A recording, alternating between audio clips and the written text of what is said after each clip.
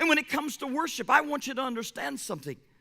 This thing called worship, I don't understand what this worship awakening is all about. I mean, the last 20 to 25 years, there has been more conversation. There have been more conferences. There have been more books, more blogs. There has been more music produced. There has been so many discussions about worship in the last 20 years. And it seems as if there is a worship awakening that's beginning to well up inside of the church today. But many of us are not even still aware of what it is.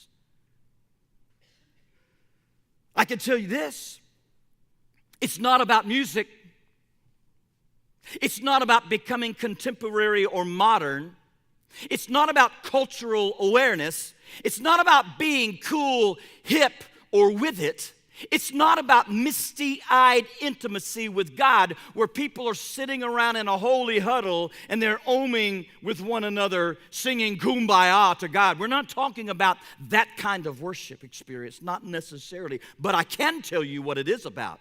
It is about the formation of our hearts in the very presence of God. It is about the shaping of disciples who know Him by being with Him. It is about the transforming work the Holy Spirit of God achieves when pure worship occurs. Can I ask you this question? Do you believe that the presence of God is life-changing? How many of you would say, I believe the presence of God is life-changing? Would you raise your hand? I believe that the presence of God is life-changing.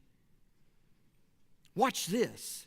If we walk out of the doors of this church today, living and talking and walking the very same that we did before we came in, do you know what you've just admitted? What you've just admitted is you did not encounter the presence of God.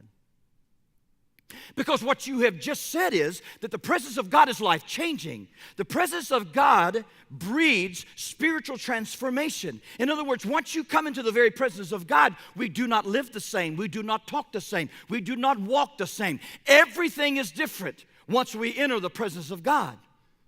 And so as we make our way into the sanctuary, and we bring the sacrifice of our praises into the house of the Lord with us, and we encounter the power, the person, the presence of a holy God, none of us can ever be the same. What is your desire? What is your goal? Why are you here? Why did you come today? Did you come today to encounter all that He is? Did you come today to ask God to take care of everything that I'm going through in life?